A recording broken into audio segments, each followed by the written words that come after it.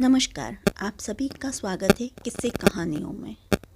आज मैं आप सबके साथ सोमवार व्रत कथा शेयर कर रही हूँ। चलिए शुरू करते हैं सोमवार की व्रत कथा। पहले समय में किसी नगर में एक धनी व्यापारी रहता था। दूर दूर तक उसका व्यापार फैला हुआ था। नगर के सभी लोग उस व्यापारी का सम्मान करते थे। इतना सब कुछ से संपन्न होने के बाद भी वह व्यापारी बहुत दुखी था, क्योंकि उसका कोई पुत्र नहीं था, जिस कारण अपने मृत्यु के पश्चात व्यापार के उत्तराधिकारी की चिंता उसे हमेशा सताती रहती थी। पुत्र प्राप्ति की इच्छा से व्यापारी प्रत्येक सोमवार भगवान शिव की व्रत पूजा किया करता था और शाम के समय शिव मंदिर में जाकर शिव जी के सामने घी का दीपक जलाया करता था।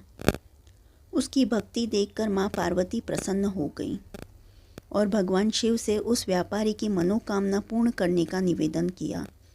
भगवान शिव बोले, इस संसार में सबको अपने कर्म के अनुसार फल की प्राप्ति होती है। जो प्राणी जैसा कर्म करते हैं उन्हें वैसा ही फल प्राप्त होता है। शिव जी द्वारा समझाने के बावजूद माँ पार्वती नहीं मानी और उस व्यापारी की मनोकामना पूर्ति हेतु वे शिवजी से बार बार अनुरोध करती रहीं। अंततः माता के आग्रह को देखकर भगवान भोलेनाथ को उस व्यापारी को पुत्र प्राप्ति का वरदान देना पड़ा। वरदान देने के पश्चात भोलेनाथ माँ पार्वती से बोले, आपके आग्रह पर मैंने पुत्र प्राप्ति का वरदान तो दे दिया, परंतु इसका यह पुत्र 16 वर्ष से अधिक समय तक जीवित नहीं रहेगा। उसी रात भगवान शिव उस व्यापारी के स्वप्न में आए और उसे पुत्र प्राप्ति का वरदान दिया और उसके पुत्र के 16 वर्ष तक जीवित रहने की भी बात बताई। भगवान के वरदान से व्यापारी को खुशी तो हुई, लेकिन पुत्र की अल्पायु की चिंता ने उस खुशी को नष्ट कर दिया। व्यापारी पहले की तरह सोमवार के दिन भगवान शिव का विधिवत व्रत करता रहा। कुछ महीनों के बाद उसके घर अति सुंदर बालक जन्म लिया। घर में खुशियां भर गई। भगवान बहुत धूमधाम से पुत्र जन्म का समारोह मनाया गया, परंतु व्यापारी को पुत्र जन्म की अधिक खुशी नहीं हुई, क्योंकि उसे पुत्र की अल्प आयु के रहस्य का पता था। जब पुत्र 12 वर्ष का हुआ तो व्यापारी ने उसे उसके मामा के साथ पढ़ने के लिए वाराणसी भेज दिया। लड़का अपने मामा के साथ शिक्षा प्राप्ति हेतु चल दिया। रास्ते में जहाँ भी मामा भांजा विश्राम हेतु रुकते, वहीं यज्ञ करते और ब्राह्मणों को भोजन कराते। लंबी यात्रा के बाद मामा और भांजा एक नगर में पहुँचे।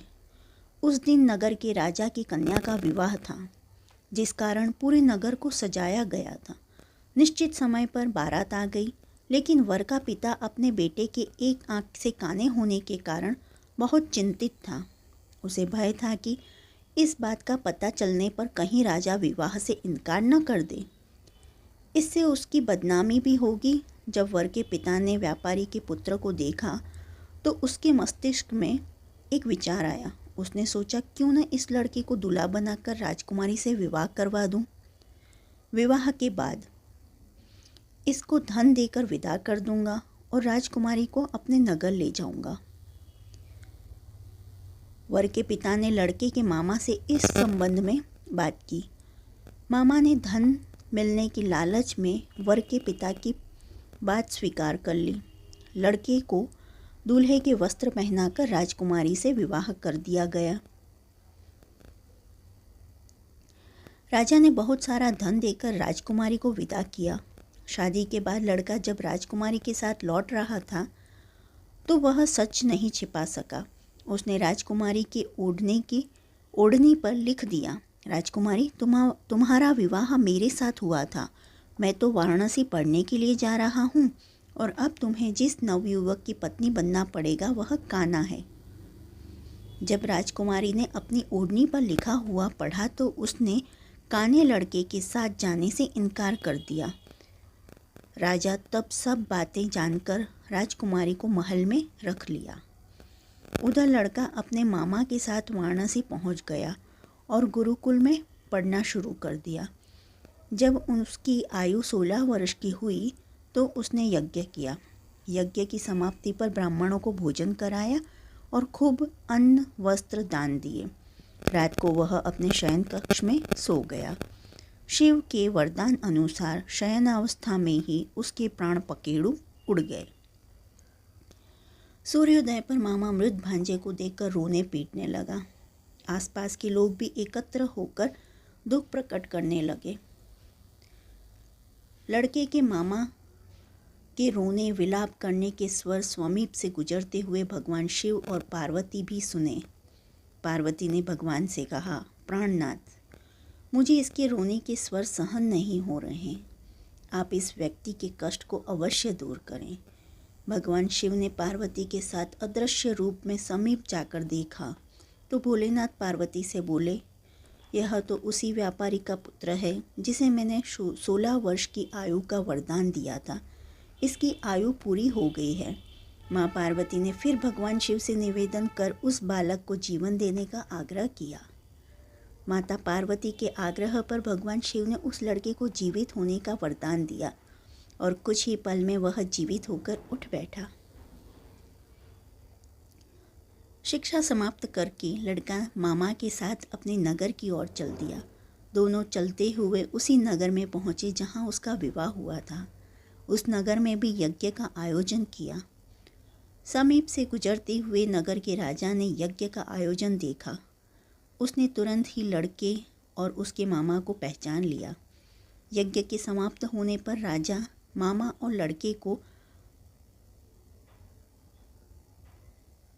महल में ले गया और कुछ दिन उन्हें महल में रखकर बहुत सा धन, वस्त्र आदि देकर राजकुमारी के साथ विदा कर दिया। इधर भूखे प्यासे रहकर व्यापारी और उसकी पत्नी बेटे की प्रतीक्षा कर रहे थे। उन्होंने प्रतिज्ञा कर रखी थी कि यदि उन्हें अपने बेटे की मृत्यु का समाचार मिला तो दोनों अपने प्राण त्याग देंगे। परंतु जैसे ही उसने बेटे की जीवित वापस लौटने का समाचार सुना तो वह बहुत प्रसन्न हुआ। वह अपनी पत्नी और मित्रों के साथ नगर के द्वार पहुंचा। अपने बेटे के विवाह का समाचार सुनकर पुत्र वधू राजकुमारी को देखकर उसकी खुशी का ठिकाना न रहा। उसी रात भगवान शिव ने व्यापारी के स्वप्न में आकर कहा, हे श्रेष्ठी, मैंने तेरे सोमवार के व्रत करने और व्रत कथा सुनने से प्रसन्न होकर तेरे पुत्र को लंबी आयु प्रदान की है। पुत्र की लंबी आयु जानकर व्यापारी बहुत प्रसन्न हुआ। सोमवार का व्रत करने से व्यापारी के घर में खुशियां लौट आई। शास्त्रों में लिखा है कि जो स्त्री पुरुष सोमवार का विधिवत व्रत करते हैं और व्रत कथा सुनते हैं, उनकी सभी इच्छाएं पूरी होती हैं।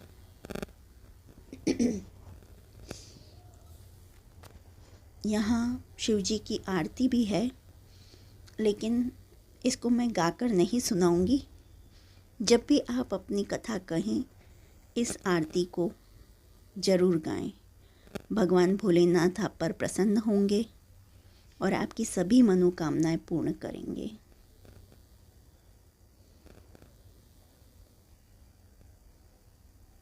बोलिए भोलेनाथ की जय।